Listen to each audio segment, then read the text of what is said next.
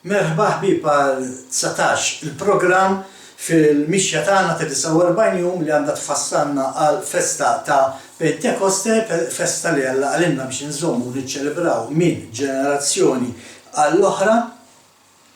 U bħalma qed nagħmlu fil-fatt qegħdin intellaw ħsieb skritturali kull jum matul daw id-49 jum il għaliex l-iskop huwa li nibru fil-fidi tagħna, illi nimmaturaw fil-fidi tagħna, nimmaturaw fil-kelma tagħna, nsiru nafu aktar lil Alla mill-qrib u allura nistgħu nersqu qrib tiegħu aktar.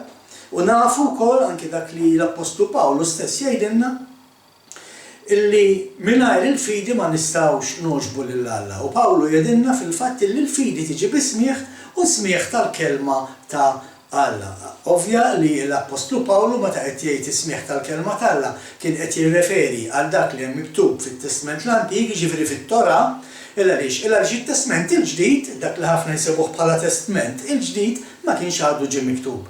U allura meta Pawlu kien qed jigwida lis-segwaċi tiegħu f'Galitri biex jikbru fil-fidi billi jaraw il-kelma tal-Alla kien qed jirreferihom għal dak li hemm miktub fit-Tora. Il-festa ta' Pentekoste hija xi ħaġa li nsibu fil-kitba tat-Tora, hija festa minn seba li Alla ordnalna nżommu minn ġenerazzjoni għal l-oħra. U hekk qed nagħmlu meta qed nagħmlu dan għall-att tal-Omer għax Alla qabadna noddu daw id-49 jum u għaldaqstant il-ħsieb li għażilt biex irressaq illum ser nieħdu minn Ktieb tas-Salmi kapitlu 32 minn versi 8 sa 11. Nalmek u nuriki triq li għandek tieħu, inwissik u nżomm għajnejja fuqek. Tkunux bla sens bħal żiemel u l-bar li bil-ġdiem u rrid nitrazzanhom biex jirnexxielek tiġbidhom lejk.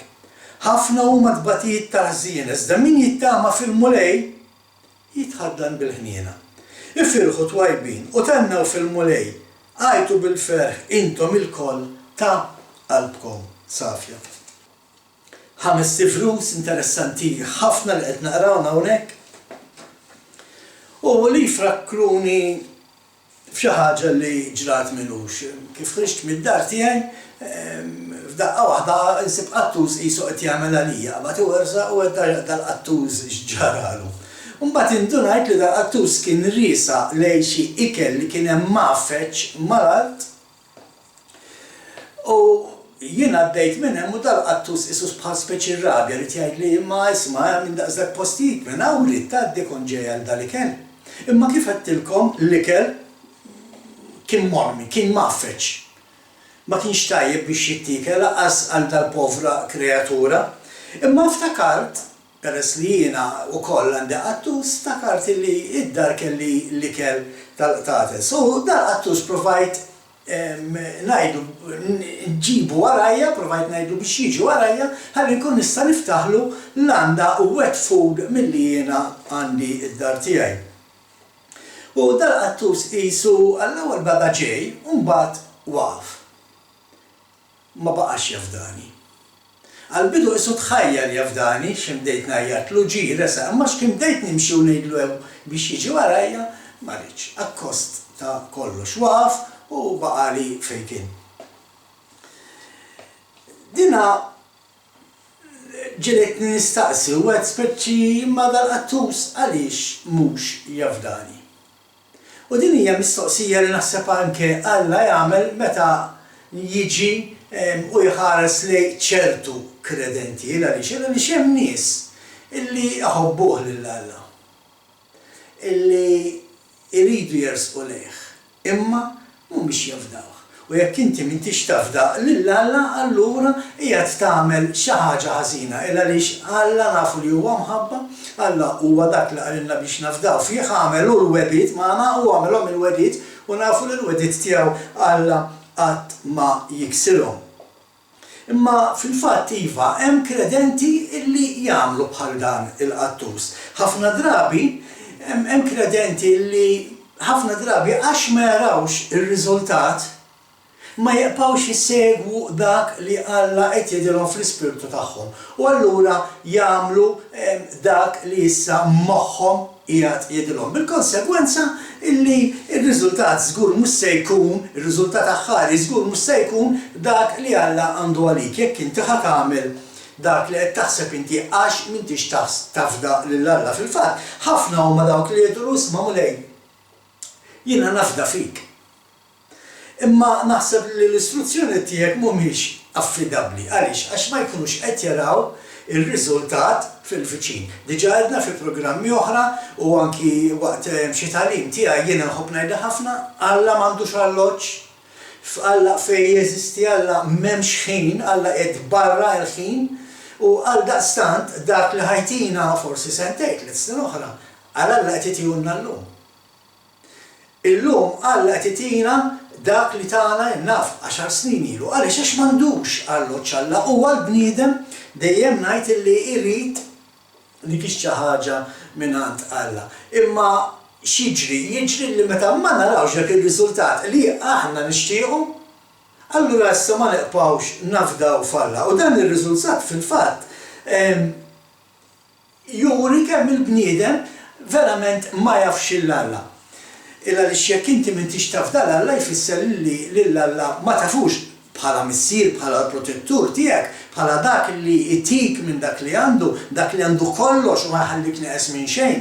Dejjem nerġa' ngħid bħala nħobb ngħid ħafna drabien minn dak li għandek bżonn u mhux dak li inti trid jew tixtieq li għandek.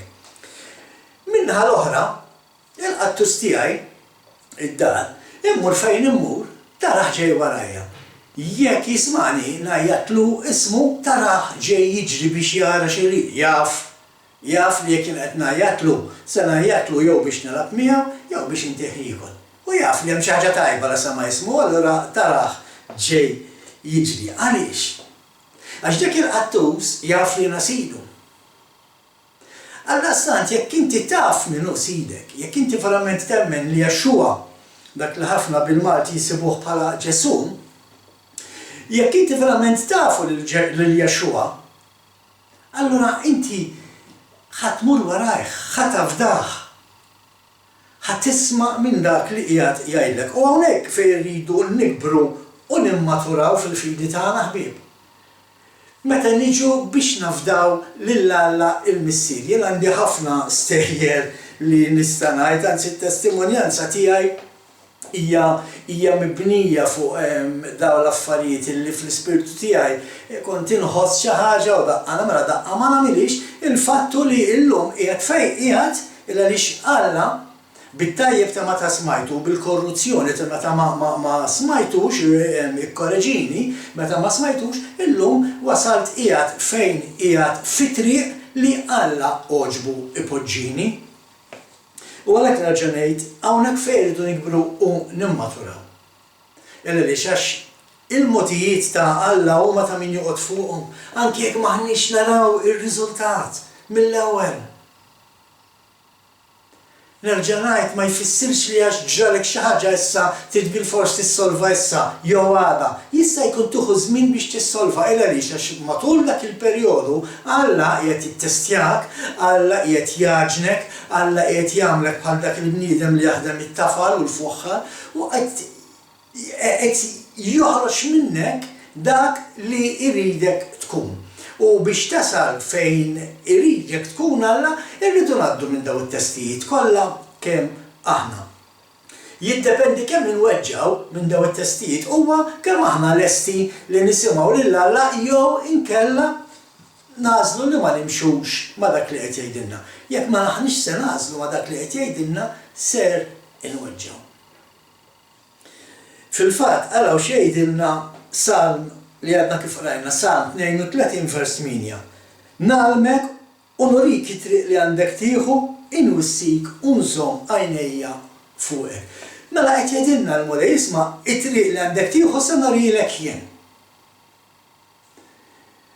Waqt li inti miexi f'din it-triq qed jgħidilna l-mulej, għajnejja ħajkunu il-ħin kollu fuqek.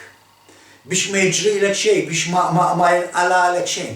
Imma trid timxi f'dik it-triq li Alla qed jurek biex timxi. Jekk inti tagħżel li tgħaddi minn troq oħra, m'għandekx garanzija issa li għandek dik il-protezzjoni. Dina tiġri ħafna drabi anke fl-Antik Testament, ma ninsawx l-Apostlu Pawlu jikkwota f'waħda mill-litri tiegħu jgħidilna isma' dawn l-affarijiet ġraw bħala eżempju għalina. Ejja nagħtu kasom għalhekk importanti naqraw x'hemm miktub fit-Torah. Pereżempju fit-Torah f'wieħed mill-5 kotba ta' Mosè naqraw meta l-poplu ta' Iżrael f'daqqa waħda fil-li kien qiegħed protett.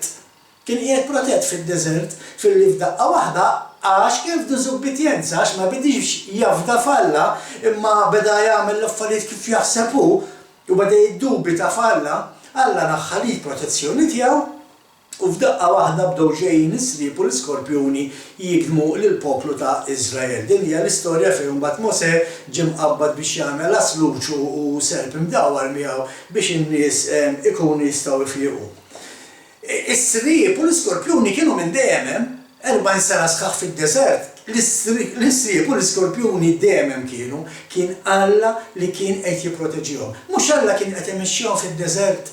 Ma setax wara ġimgħa bagħathom fl-art imwiegħda u art mimlija ħalib u għasel, imma biex iġib il-poplu tiegħu fil-pożizzjoni fejn Alla jridu li jafda fih, rid jgħaddih minn 40 sena ġo d-deżert.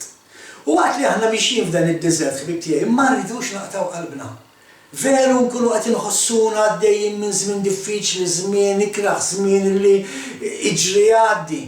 Imma ma rridux ninsew illi l-protezzjoni ta' Alla qiegħda hemm jekk aħna qed nisimgħu minnu qed ngħaddu minn fejn qed jgħidilna hu.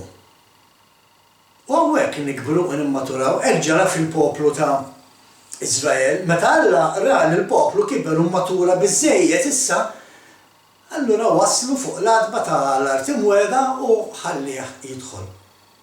Dawk li jażlu li ma jimmaturawx, li ma jafdawx, Alla ħallihom imutu mewta naturali matul is-snin sakemm tara l-poplu ġdid. Fil-fatt nafu li dan kien riżultat ta' dawk l-10 spjun ħansejħulhom hekk li Mosè bagħat jispjunaw fuq l-art imwiegħda meta ġew lura.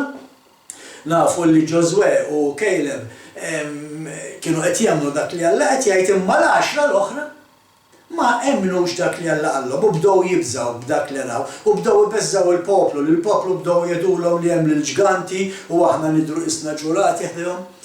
Ma fdawx il-Alla. Ma kinux qed jikbru fil-maturità tagħhom lejn Alla fil-fidi tagħhom wara dak kollu li jagħmel magħhom imqars issa. U allura Alla kien qal isma' din il-ġenerazzjoni ma tidħolx fl-art imwiegħda. Allura għadda żmien dik il-ġenerazzjoni mietet u kienu biss fil-fatt Ġożwe u Caleb minn dik il-ġenerazzjoni li daħlu mal-poplu il-ġenerazzjoni ġdida fl-art imwiegħda. U dan huwa għaldaqstant il-messaġġ li għandna llum. Ejja ħalli nikbru, ejja ħalli nimmaturaw fil-fidi tagħna il għaliex din hija mixja ħbib tiegħi bħal magħmlu 40 sena fid-deżert, din hija mixja. U il-lejn tagħna fejn iridu mmorru l-post fejn iridu naslu nafuh, fejn iridu naslu fil-maturità. Jekk se nimxu din mixja maħniex se nimmaturaw, ma mhux se nkunu nistgħu nidħlu fl-art imwiegħda. U għaldaqstant allura l-messaġġ tiegħi huwa ejja ħalli nkomplu nistudjaw il-kelma ta' Alla, ejja ħalli nkomplu nfittxu wiċċ Alla, ejja ħalli nafdaw dak li Alla qed jgħidilna. Anke jekk ir-riżultat mhuwiex meta rridu aħna jew kif irridu aħna. U Alla li ħalaqna jaf x'għandna bżonn itihulna mhux se jħallina neqsin u għaldaqstant ejja ħalli flimkien nimxu din il-mixja nikbru u nimmaturaw biex nsiru nafu aktar mill-qrib lill Alla u nkunu nistgħu ngħixu fil-preżenza tiegħu kontinwament. Ejja ħalli nagħlqu dan il-programm tal-baqasira, Missier Qaddis, Alla tagħna, Sultan tagħna, Kreatur tal-Univers, mulej niġi qudiemek nirringrazzjak ta' dak li inti, mulej nirringrazzjak ta' dak li jiena fik, Missier Qaddis, illum it-talba tagħna hija mulej għenni sabiex dejjem nafda fik. Jixin iċ-ċirkostanza, jixin is-sitwazzjoni mulej tini il-koraġġ biex nagħmel il-pass li hemm bżonn anke jekk jiena m'iniex qed nagħmel, jekk m'iniex qed nara r-riżultat tagħha li diġà mulej. Għallimni mulej bħal dik in-naġa li tafda fil-ħoss tal-bastun tar-raj tagħha nimxi wara dak il-ħoss mulej. Għallimna ħalli nimxi wara il-kelma tiegħek, anke waqt li jien għaddej f'dak il-wiet mudlam Missier Qaddis. Għallimni ħalli nimxi bil-fidi fik. Kabbar fija dik il-fidi mulej li inti trid li ssib meta terġa' tiġi. Infaħrek mulej u nolli l-ismek il-fuq għaliex inti dak li tipproteġini, inti dak li tilqali mill-attakki tal-għadu mulej, inti dak li sostnini, inti dak li tini dak li jien għandi bżonn. Ta' dan infaħrek u nolli ismek il-fuq mulej fisem ibnek Jexua, is-Situ Salvatur tagħna, il-Messija ta' Iżrael, il-poplu tiegħek, il-Prinċep tal-Paċi, ir-Re tar-Rejiet. Irressaqlek din it-talba quddiem it-tron, għall-glorja tiegħek Missier. Amen. Sakemm nerġa' narakom fi programm ieħor għada ħabib tiegħi fisem sħabi ta' Malta Messjanika nsemmilkom.